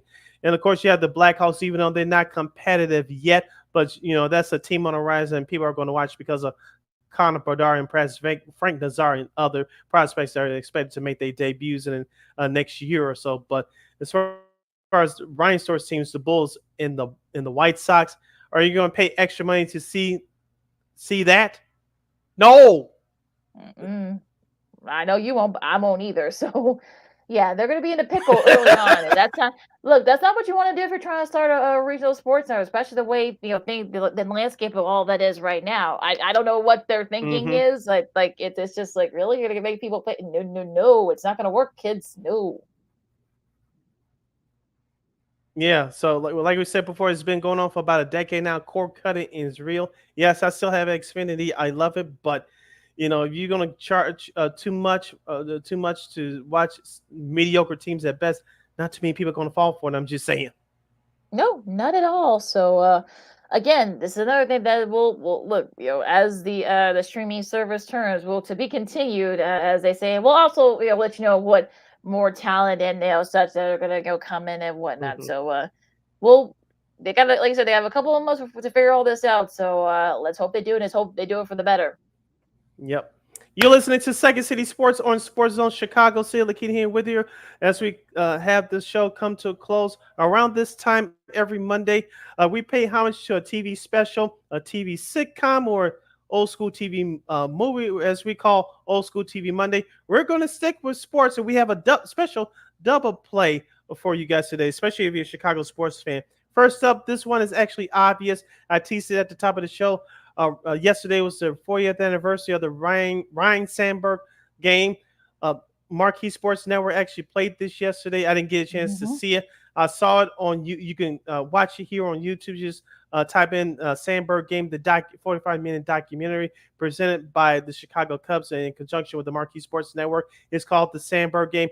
It takes you behind the scenes of what happened on that fateful day 40 years ago, June 23rd of 1984. Of course, Ozzie Smith, the Wizard, the Cardinals, great Hall of Fame shortstop. He's in the documentary as well. Ryne Sandberg and his grandkids are in it. That's the main storyline as he explains the game to his grandkids. Also to Rick Zuckler, who just had a birthday the other day, 68 years young. He's in the documentary. And Lakina, this is the first time I watched it all the way through. Like I said, you can catch it right here on YouTube. Just type in the Sandberg game, and they'll take you to the Chicago Cubs YouTube channel feed, and it should display the 45-minute documentary. Lakina, I thought it was great.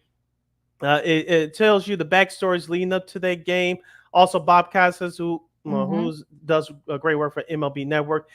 He was in the documentary. Of course, remember, it was him and Tony Kupak who called the game for NBC on that day. Remember, it was just the one game of the week. And for you younger listeners and viewers, ESPN, it'll be a few years later before they get the baseball coverage.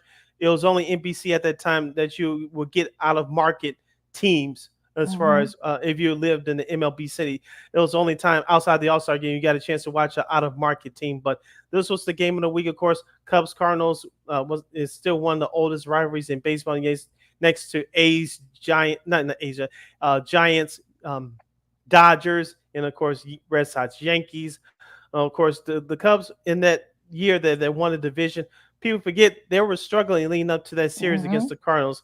They got swept by the Phillies, I believe, and they lost 2 out of 3 to the Pittsburgh Pirates before Barry Bonds and before Jim Leland and Andy Van Slyke, folks. Just a note there. But we all know what Sandberg did. Remember, Ryne Sandberg was having a great game. I believe he had 4 RBI before he tied the game up with that home run off of Bruce Sutter, who was considered the best closer in the game at that time.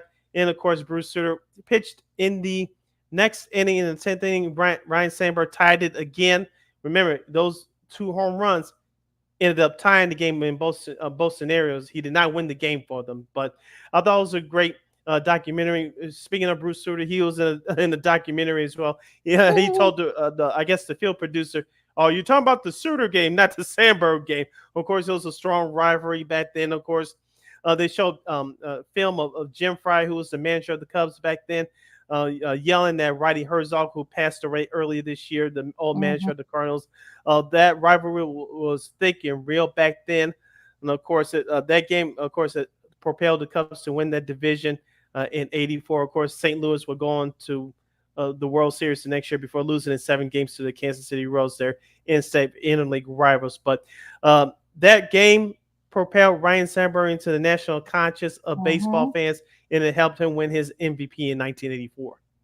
Yeah, that kind of got himself in the starter. And the irony is that Suter actually ended up playing for the Cubs for a couple of years after that game. And I'm sure before he went to the Cardinals. Yes, before he went to the Cardinals. And and that was kind of like an interesting how that works. Sadly he passed away a couple of years ago. But I remember he always said he would always have nightmares about that game of all the despite all the great career he ended up having, the great Hall of Fame career he ended up having. That was really like the thing that kind of like really like gave him fits all those years before his death. So it was like you said, it was kind of like the game itself was actually a really solid game, and it would have been even pointed just as had Sandberg won the game, but that didn't but they did win the game. It's just he wasn't the reason that they won it, but he was the reason why they were kind of they caught up with the Cardinals. There's still been some great moments that Cardinals Cubs rivalry. So that game I think had like a high rating. So that kind of it was kind of middle of the afternoon and late June. So that was a really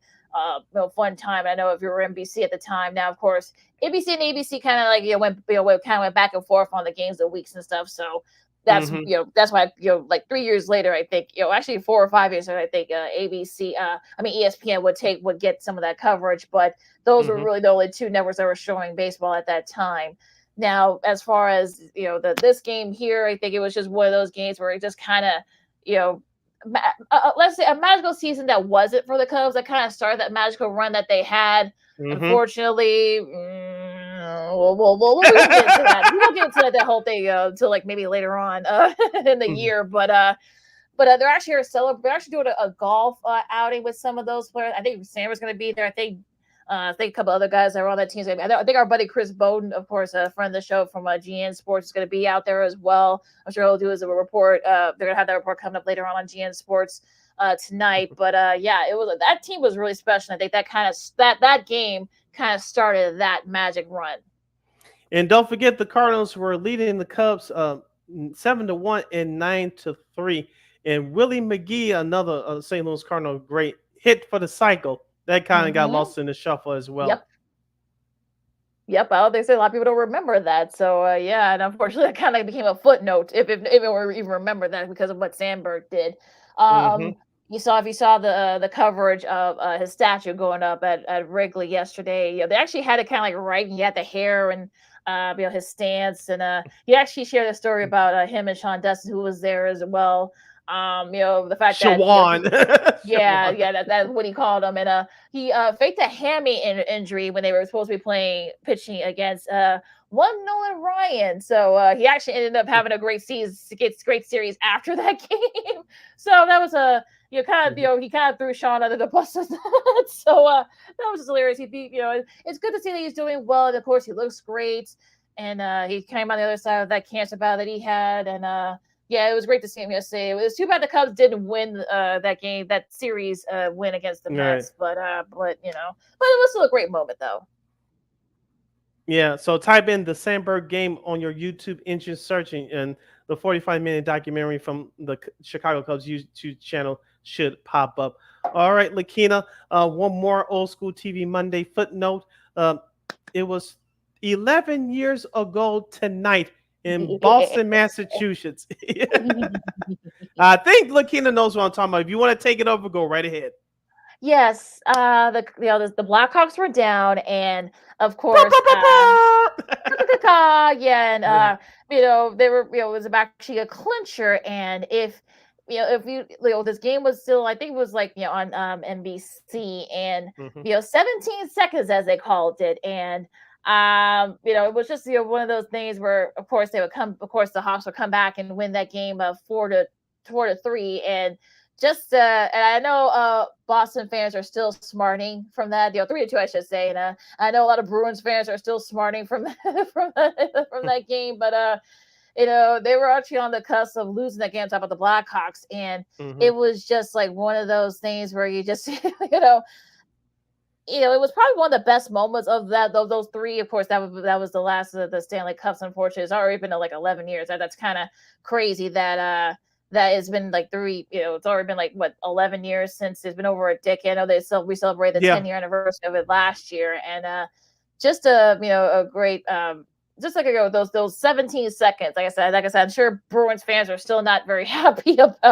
about that. That's still they think I got my buddy Twan said was a big Bruins fan, Boston sports fan, and he was not very happy. So that was that 17 I will leave him alone for today. I'm not gonna. I don't get on him about that, but I mean that was a really great moment for the Blackhawks.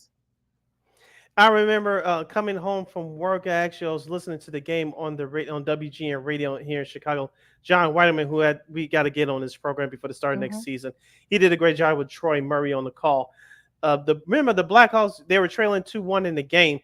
They had a power play and they missed it. I was like, oh shit, we're going to a game 7. And of course, they pulled the goalie Corey Crawford, and of course Brian Bickle tied it up with under 90 seconds to go. And of course, the next shift, Dave Bolin put it home with under a minute to go. He takes off his helmet, helmet and gloves. I was like, Dave, it's not overtime. You gotta put your stuff back on. But I think that's still a record today for the latest game winner in regulation to win a Stanley Cup. So, and of course, the Blackhawks did it in comeback fashion on the road. That was a hard fought series for the Blackhawks. Remember, they won Game 1 back at the UC in triple overtime. Thank you, shin pass Andrew Shaw for that. And so it was a great back and forth series between those two teams. Remember, that was a 48 game shortened lockout season. It was an in conference schedule only. So the Hawks really had to learn on the fly what the Boston Bruins playing style was. So like I said, it was a hard fought series. It was the second of the 3 Stanley Cups in that decade for Chicago. In Corey Crawford, who should have won the MVP of that series, it was given to Patrick Kane, but Corey Crawford stood out in many people's mind, including yours truly, who was the best outstanding player in that series. Yeah, because he was the reason why they were only down 2-1. There were Bruins had a couple of chances, perhaps go up to maybe like, I think they should have went up like 4-1 or 3-1 or something like that. So it was because of Crawford they were able to kind of keep it down to 2-1, and of course. Those 2 goals, I think that kind of by Bix and by Boley, I think that kind of that would not have happened had not been for Crawford. So I was a little bit shocked that he didn't get the MVP honors. He probably should have. But he ended up going to Kaner. But yeah, I mean that was probably out of the 3 cups. I know some people kind of like side eye now after what happened, but I want to try to remember some of the good stuff that happened on the ice. So that's probably. Of course, them winning the first time in Philadelphia. They won it on the road at that TD Garden in Boston. Those 2, I think, are probably you kind of go back and forth and see like which is probably your more favorite mode of the 3. But I think those 2 are kind of like the big standouts there. So that game is available in its entirety on YouTube. Just type in 2013 Stanley Cup Final Game Sets. I believe the NHL International feed is on there. That's featuring the late great Dave Strader on the call. I forgot who did color for that one. I got to go look. I think it was John Michelay, but I got to go look it up. But the late great Dave Strader called that series for NHL International. He did a great job with that. So there's our double play for you Chicago sports fans for this week's edition of Old School TV Monday. Lakina closes out. You can follow my Keena McGee on the Twitter, X, and on the IG. I'm going to go watch that game later on tonight. You can follow yours truly, Sydney Brown, on the Twitter, X, and the IG at SidKid80. Once again, it's SidKid80. That's SIDKID80. That's SIDKID80. Make sure you download that Sports Zone Chicago app wherever you get your apps. Follow Sports Zone Chicago on all social media platforms. Please subscribe to our podcast. We're located at War Media Podcast. That's WARR Media, PODCASTS. We are on all podcast platforms, including the iHeartRadio app. And give War Media a follow at WARR Media on all social media platforms. And thank you very much in advance for your support. Like, share, subscribe, and tell your friends. Be sure to catch Second City Sports live in the living color every Monday, every Friday from noon to 2 p.m. Central Standard Time, right here on Sports Zone Chicago. One more again, as the kids would say. Catch Second City Sports live in the living color every Monday, every Friday from noon to 2 p.m. Central Standard Time, right here on Sports Zone Chicago. And of course, you can catch Sports Zone Chicago anytime, anywhere on Roku TV. Of course, you can catch just go on the Roku TV app in your app store, whatever device you have. You can type in Sports Zone Chicago. You can catch our show, Sean and Maya, the Smoke Fellas, What's Up Cuz, and a bunch of other stuff coming up. So while you're watching the baseball, the replays of those matchups, catch our replays of our shows right there on Roku TV. And we will provide.